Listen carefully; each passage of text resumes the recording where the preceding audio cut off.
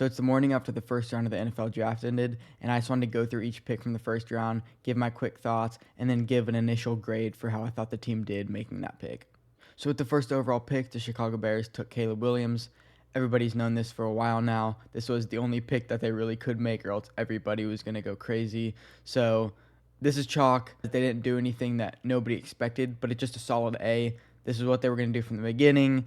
Caleb's a really good player, best player in the draft.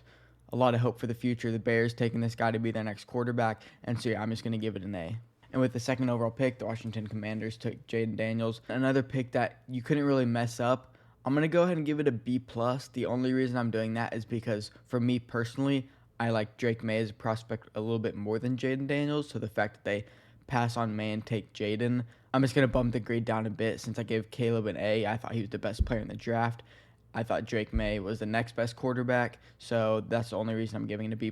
Still a really solid pick. Hopefully Commanders fans are excited about this. There's no doubt that Jayden's a really fun player to watch. Can scramble, can make really good deep throws down the field. He's Terry McLaurin now. And I just think it's a really good pairing overall, so I'm going to give it a B+, but still a really solid pick. Next up at number 3, the Patriots took Drake Maye. This one I am going to give an A because, again, I had Drake ranked a little bit above Jayden. The only thing that sucks is I'm a really big fan of Drake Maye, and I think he has a lot of talent that can be pulled out of him with a really good offensive-minded coach. Now, he's going to a spot in New England that just hired a defensive head coach, Gerard Mayo, to be their head coach. They don't really have a lot of weapons on the offensive side of the ball. Their number one receiver is maybe KJ Osborne, who is wide receiver 3 with the Vikings. They have Ramondre Stevenson, who's a fine running back. Their offensive line isn't great. Their defense is pretty solid, but they're not going to be able to help Drake Maye whenever he's on the field.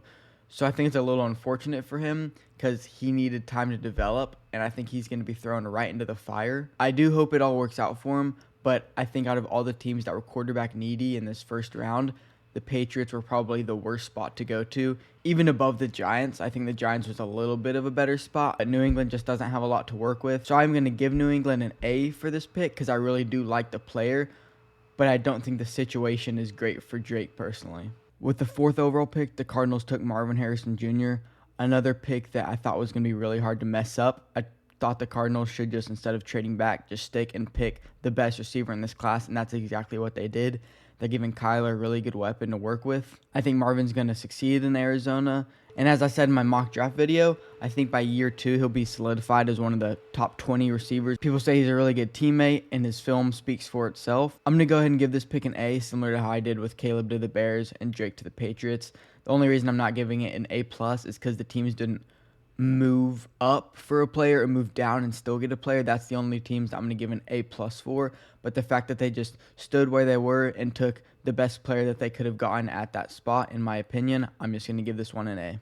At pick number 5, the Chargers just stayed there and picked Joe Alt, tackle from Notre Dame. This one, I think that Joe Alt is the best tackle in the draft for sure, but it's a little confusing because the Chargers already have a left tackle in Rashawn Slater, and Joe Alt played left tackle in college, so they're going to have to move one of them.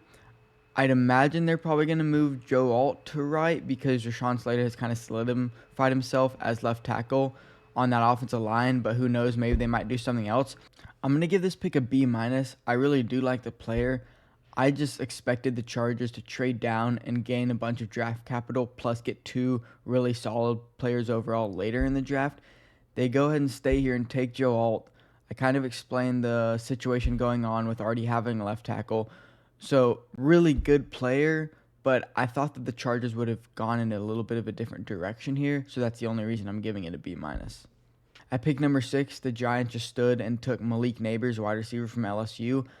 I like this pick in the sense that a lot of people were expecting them to go after a quarterback, which was reported that they tried to call up to number 3 with New England to try and go get Drake Maye, same with the Vikings.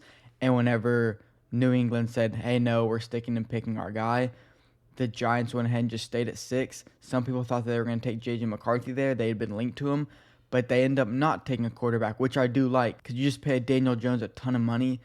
I just didn't think it'd be really smart to take another quarterback whenever you have so many other holes on your team overall. I'm going to go ahead and give this pick a B+. The only reason I'm not giving it anything in the A's is I actually liked Rome Odunze's fit in the Giants offense a little bit better people would expect them to take Malik Nabers if they were going to take a receiver, and that's what they end up doing. But for me, I just would have really liked to have seen roam in that offense. But there's no doubt about it, Malik Nabers is the best receiver in the draft after the catch. Great agility, great speed, can make anybody miss on the field. Again, top 3 receiver in the draft for sure. I think he'll be a really explosive weapon in that offense, so B+ for me. The Tennessee Titans are up at number 7, and they take J.C. Latham, tackle from Alabama. In basically every mock draft ever, everybody thought that this was going to be Joe Alt. Not a ton of people were expecting the Chargers to stick and take him at 5. So the Titans probably had to move to their next best guy on the board, and that was J.C. Latham for Alabama, a dude who has a ton of upside. He's kind of risen through draft boards over the past few weeks. It was easily Joe Alt, Olu Fashanu, and Talise Fuaga as the top tackles, and J.C. Latham slowly rose up the draft boards, and the day before the draft, Daniel Jeremiah, Peter Schrager, 2 really plugged-in guys in the NFL world, projected J.C. Latham to be drafted by the Chargers at 5, being the first tackle off the board. So this wasn't a shock or anything. Part of me would have liked to have seen the Titans draft Rome Odunze right here to give Will Levis another weapon, especially with D-Hop being a bit older. But I get that they're trying to protect him. They drafted Peter Skronsky in the first round last year. But I do think it's a solid pick. I'm going to go ahead and give it an A-. Nothing flashy or anything, but just getting Will Levis some protection he needs. Now this, in my opinion, is where the draft really started at pick number 8 with the Falcons. As I mentioned last night in my reaction to the 2 picks that the Vikings made in the first round, I had thought for a while that this would be where the first defensive player in the draft gets taken, specifically Dallas Turner from Alabama. And the Falcons go ahead and shock everybody. They go quarterback, but they don't go J.J. McCarthy. They go Michael Penix Jr. from Washington. Just a complete head-scratcher to me. I don't understand it at all. Penix, I said he was 24 last night. He's actually 23, but he will be 24 soon. Has an injury history. He's a really good thrower over the ball. There's no doubt about that. Some could argue that he's the best pocket passer in the draft, but considering his age and considering that the Falcons a couple months ago just signed Kirk Cousins to a 4-year, $180 million deal, I don't understand this at all. You'd expect them to be going more all in because they do have the weapons on the offensive side of the ball. And their defense is fine, but that's where you go ahead and just, hey, we're going to get the best guy on defense off the board here. This reminds me of a Jordan Love to the Packers when they already had Aaron Rodgers situation. But it's even more intriguing than that because Rodgers had been with the Packers for who knows how long. Kirk Cousins hasn't taken a snap with the Falcons yet. They just signed him. I bet he's expecting that, okay, this is my team now. We have the guys on offense, bolster the defense a bit. And hey, this division is up for grabs easily. But reports are that Kirk was shocked by this, and I don't blame the man. I don't understand it. What say Kirk doesn't even play the full 4 years of his contract. He only plays 2. Penix is one of the top quarterbacks in this draft that I thought wherever he's drafted, he doesn't need to sit. He could be a starter day 1. And this is the only situation where you're looking at it and you're like, he might have to end up sitting for the longest. He's, already 23, about to turn 24. By the time he takes over, maybe he's already 26, 27. I know age doesn't matter too much, but if you're going to take a quarterback here, take a guy like J.J. McCarthy, super young, still has a lot of development, can sit behind Kirk for a year, and by the time he's taking over, he's still only 22, 23 years old. That makes a lot more sense than taking Penix here. And even quarterback in general, I don't understand. So this pick all around, major head scratcher to basically everybody, including Falcons fans. I'm going to go ahead and give this pick a D-. The only reason I'm not giving it an F is because I do like Michael Penix Jr., and I do see a scenario where in 2 to 3 years, he ends up being the starting quarterback for the Falcons. But in terms of the pick at number 8, all things considered, I think it's probably the worst pick of the first round. And so, I'm giving it a D-. Now, I know I said earlier that I wasn't going to give a team an A+ for just staying where they were and taking a player there. This is going to be the only exception, because I thought that there was no way that Rome was just going to fall to the Bears at 9. He's too good of a player for a team not to at least try and trade up for. And as a Vikings fan, the last thing I wanted was for them to get Caleb Williams and Rome Odunze out of this first round. So super unfortunate. Rome's a great player. I think Marvin, him, and Malik, they're easily the top 3 receivers in this draft. And on any given day, you could flip-flop them because they all do certain things really well. Rome in this offense with DJ Moore, Keenan Allen, Cole Kmet, and Caleb Williams throwing the ball. I mean, that's pretty insane. I think it's going to be really fun to watch. But yeah, the only team I'm going to give an A+ to for just staying and picking a player, I don't think the Bears could have played this better. They didn't trade up a ton to go get him. They're like, hey, if he follows us, he follows to us. And he did. So I think a perfect pick in this scenario. You get Caleb Williams and Rome Odunze in the first round. I'd be really happy if I was a Bears fan. At pick number 10, which was originally held by the New York Jets, the Vikings, who were at 11, trade up one spot to go and get their quarterback of the future, J.J. McCarthy. I'm not going to talk about this one too much because I did a whole video on it last night, but all I will say is I'm a really big fan of this pick. Similar to how the Bears just sat at 9 and took Rome there, let him fall to them. The Vikings did the same thing. They didn't give up a ton of draft capital to move up to 5 or to 7 to go get him. They just stayed where they were, traded up one spot just to block out the teams behind them from taking him. I think Kwesi Adofo-Mensah played his cards really well in this scenario. Got their quarterback of the future for Kevin O'Connell to work with, hopefully by year 2 after sitting a year behind Sam Darnold, learning the offense, and is able to take over a really talented offense and just keep the ball rolling. I'm going to give this pick an A. I really do like J.J. McCarthy. I think he's a super high ceiling. So yeah, an A. So the Jets, after trading down one spot with the Vikings, gaining some extra draft capital later in the draft, pick offensive tackle Olu Fashanu from Penn State.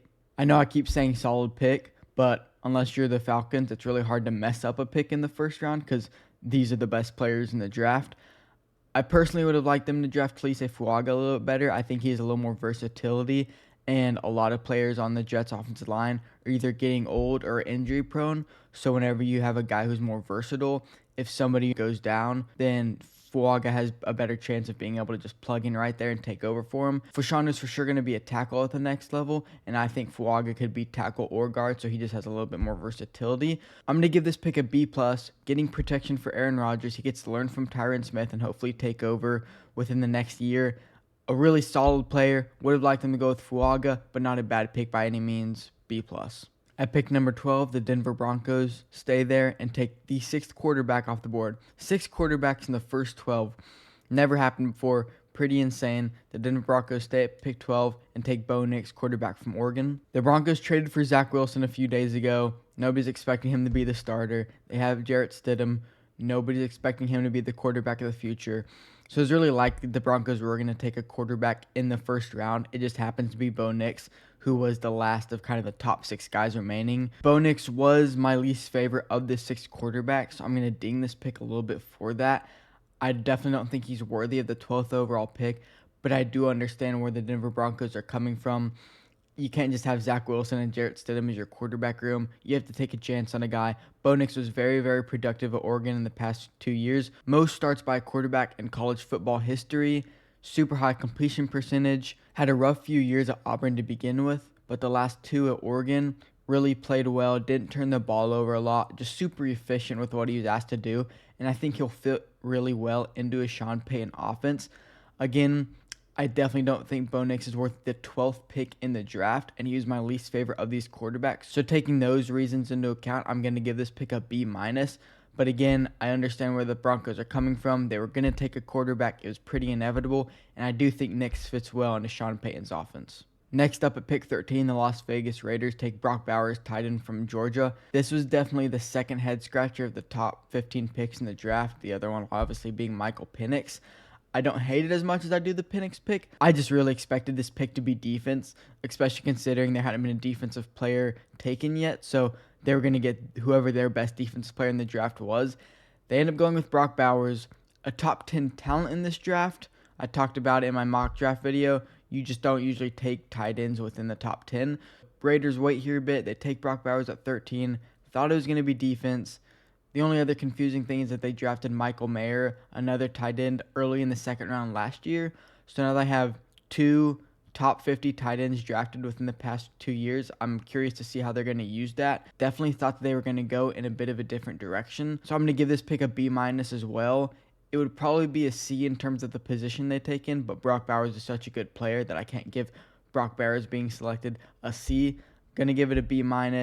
Already have a pretty good tight end on the roster. Definitely thought they could have used a defensive player here, but Brock Bowers is a super solid player, and I don't see how he's going to fail at the NFL level.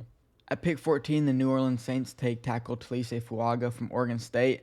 Mentioned earlier that I liked him better than Olufashanu. He's my second favorite tackle in this draft, especially due to his versatility. I think he could move into guard if he needs to. I don't have a ton to say about this pick. Saints just stay at 14, take one of the best tackles available. I think that's what they were going to do all along. They were just going to see whatever the best tackle is that falls to them. We're just going to take him. They kept the theme of consecutive offensive players being drafted going, so I appreciate that. But yeah, Taliese Fuaga, super solid, versatile offensive tackle. Get some help for Derek Carr on the offensive line. I'm going to give it a B+, solid pick. At pick 15, finally, the first defensive player in the entire draft is taken. The Indianapolis Colts select Laiatu Latu, edge from UCLA. He was my second favorite edge in this class, easily the most polished. The only thing holding him back was he had a pretty significant injury history. 2 years ago, playing with Washington, he was forced to medically retire from football. Ends up transferring over to UCLA. In these past 2 seasons, he's been one of the most productive edges in all of college football. Again, my second favorite edge in the draft. A little bit of an injury risk here, but it's looked good the past 2 years, and the productivity speaks for itself. So I really do like this pick. First defensive player off the board. I'm going to go ahead and give it a solid A. At pick 16, the Seattle Seahawks take the first interior defensive lineman off the board in Byron Murphy II from Texas. I like this pick. Fits into a defensive line that just traded for Leonard Williams last year. Have 2 really good cornerbacks in Devin Witherspoon and Tariq Woolen. Byron Murphy and Jerzon Newton from Illinois, definitely the 2 best interior defense linemen in the draft. The Seattle Seahawks ended up going with Byron Murphy here. Like the pick, fits in well with that defense. Mike McDonald, Seattle's new head coach, who's a defensive guy, gets a dude that he's probably pretty excited to work with. So yeah, like the pick, I'm going to give it a B+. With the 17th overall pick, the Jacksonville Jaguars traded this pick to the Vikings. Vikings move up 6 spots from 23 to 17 and take edge Dallas Turner from Alabama. Turner's my favorite edge in the draft. Laiatu Latu right behind him, and then Jared Verse in third. Dallas Turner's an athletic freak who's going to fit really well into this Brian Flores defense. Again, already talked about both Vikings picks in a video last night, so go check that out if you want to. But I think it's a really solid pick. I'm going to give this pick a B+. The only reason I'm not giving it an A is because I think the Vikings traded a little bit too much to go up and get him. As I mentioned last night, they've traded a lot of picks from next year's draft. They do still have their first round pick, but after that, their next pick isn't until the 5th round next year, and they only have 3 picks overall. They also went from about 9 picks in this draft. I think they're down to 6. So definitely losing draft capital trading up for these guys, but they're 2 really solid players. I do like Dallas Turner a lot. Only reason I'm not giving it an A is because of the draft capital that they did have to give up. So I'm going to go ahead and give it a B+. Super excited though, nonetheless. Really excited to see what Dallas is going to do in Brian Flores' defense. At pick 18, the Cincinnati Bengals draft Amarius Mims, tackle from Georgia. Super big dude, 6'8", 340 pounds, as you see here. Gets to go learn from Trent Brown and Orlando Brown Jr. This is one of the best landing spots for Amarius Mims in my opinion, so I'm excited that the Bengals were able to go and get him. I think within the next couple of years, he'll be their starter at one of their tackle positions, and I'm going to give this pick an A because I really do like the fit for him in Cincinnati. At pick 19, the Los Angeles Rams take Jared Verse, edge from Florida State.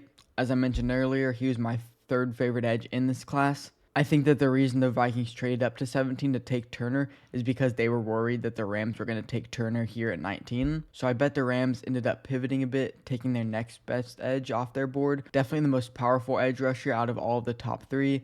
I think he'll fit well in Los Angeles. I bet he's probably sad that he's not going to get to play next to Aaron Donald anymore. But not a bad pick by any means. I'm going to give it a B+, just because I think that they would have rather have Dallas Turner here. But Jared Verse still a really solid player. At pick 20, the Pittsburgh Steelers drafted offensive lineman Troy Fautanu from Washington. Similar to Taliese Fuaga, super versatile dude. He could play tackle or guard at the next level. Some people even think there's a chance that he could play center. I would have loved to have seen the Steelers take Brian Thomas Jr. here. They need a receiver after getting rid of Deontay Johnson, and George Pickens is a bit of a question mark. But I don't think you could have gone wrong with Troy Fautanu here. Some people had him being drafted a lot higher than this, so I think it's pretty good value. I'm going to give this pick an A as well. Versatile dude, can play anywhere on the offensive line. Going to be protecting Russell Wilson or Justin Fields for the next few years. So, yeah.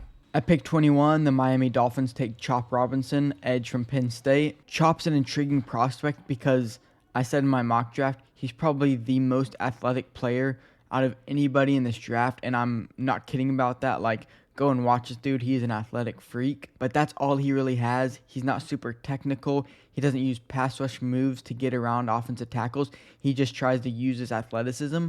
Most of the time it does work, but whenever he's going up against level offensive tackles, I don't think that's going to work as much. I do like Chop's ceiling, but I think this is a bit early for him. I definitely think the Dolphins could have used an offensive lineman or even Johnny Newton to bolster that interior defensive line. So I'm going to give this pick a C+, a bit of a reach in my opinion. Thought that Chop could have gone later than this. Again, super athletic dude, but he has a long ways to go before he's a really good edge rusher in the NFL, and I thought the Dolphins could have used another position other than edge. At pick 22, the Philadelphia Eagles draft Quinyon Mitchell, cornerback from Toledo, a guy who everyone thought was most likely going to be the first corner off the board much earlier in the draft. Before the draft started, there were reports that the Eagles were going to try and trade up, most likely for a cornerback, and this could have been the guy, similar to the Vikings and the Bears. They just let the guy fall to them, and they take Quinyon Mitchell here at 22. I think it's a home run pick. I don't know how he does it every year. Lets his guys fall to him. Really like the pick. They needed a cornerback. Quinyon Mitchell, definitely better than either of the guys, Darius Slay or James Bradbury, that they have on their roster right now. Going to be cornerback 1 for them going into this season, giving it an A. After trading down 6 spots with the Vikings, the Jaguars select wide receiver Brian Thomas Jr. from LSU at pick 23. Thomas is my personal favorite receiver in this draft. Not that I think he was the best, but I think he's a guy that wasn't being talked about as much as he should. I think he got overshadowed a little bit by Malik Neighbors at LSU. Super fast, ran a 4.33 at the combine, has some of the best ball tracking skills out of any receiver in this class. I like the fit of him with Trevor Lawrence. I think they could have a really nice connection. I'm going to give this pick an A as well. I think the Jaguars played this really nicely. Trade back 6 spots. Gained draft capital in this year's and next year's draft, and still got a guy who I think that they were probably just going to take at 17 straight up. At pick 24, the Detroit Lions traded up with the Cowboys to select cornerback Terrion Arnold from Alabama. Terrion's a really good fit with Detroit's defense, one of the best man corners in the draft, super aggressive, a guy that Dan Campbell's going to love. They see that he's still there at 24. They gave up a 3rd round pick to go get him. Can't blame him for that, especially if he was the guy that they had their eyes on. So I do like this pick for the Lions. I'm going to give it a B+. I probably would have given it an A if they could have somehow gotten Quinyon Mitchell. But Terrion Arnold's a super good player who's going to fit really well into their defense. And with the 3rd head scratcher of this draft, the Green Bay Packers select offensive tackle Jordan Morgan from Arizona at pick 25. With Cooper DeJean and Graham Barton still on the board, I thought that it was going to be one of those 2 players for the Packers, but I guess completely wrong. Jordan Morgan's a solid offensive lineman, but I thought that Graham Barton was much more their fit. And then Cooper DeJean, the best defensive player still on the board, a guy who somehow didn't even get drafted in the 1st round, who will get drafted somewhere tonight, which is really shocking to me. If the Packers reach for Jordan Morgan, I think there's a chance that they could have traded back a bit, gained some more draft capital, and still picked him there. Or again, just stay here and take Graham Barton or Cooper DeJean. A little bit of a weird pick for me. I'm going to go ahead and give it a C+.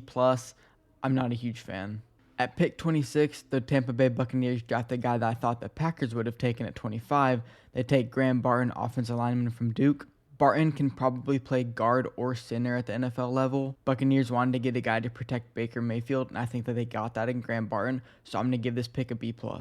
At pick 27, the 4th and final head scratcher of the 1st round, the Arizona Cardinals select Darius Robin, edge from Mizzou.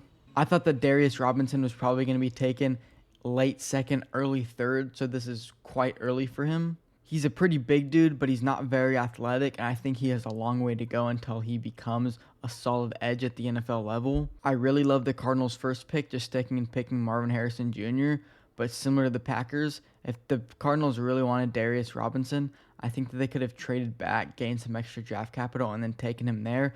So this just confused me a little bit. I'm going to give this pick a C-. Similar to the Jordan Morgan pick, not a huge fan. Definitely think they reached for this one.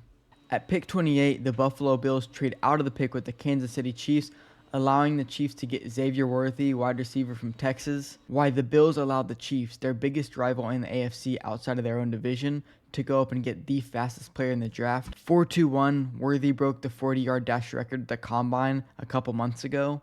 The Bills allowing the Chiefs to get him is very confusing to me. The Chiefs don't give up a ton to go up and get him. A guy that Mahomes can just throw 60-yard bombs to, who's going to be able to get downfield super fast. I mean, what's not to like about that?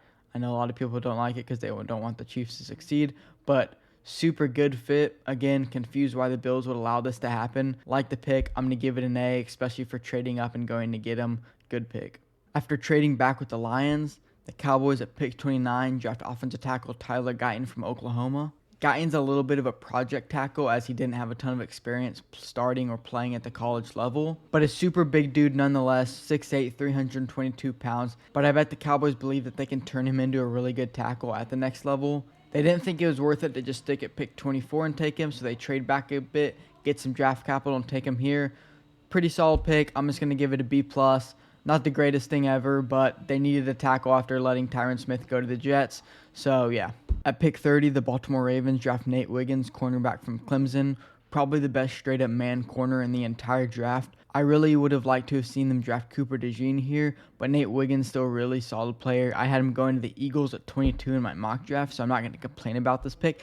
I just thought that DeJean would have been a little bit of a better fit being opposite Kyle Hamilton. Wiggins is a bit slimmer than you would like, 6'1", only 170 pounds. Could definitely afford to put on some weight to match up with more of these bigger receivers in the NFL. But I don't think that the Ravens were expecting Nate Wiggins to fall to them here. So I think that they're pretty happy overall with the pick. I like it too. Just going to give it a B+.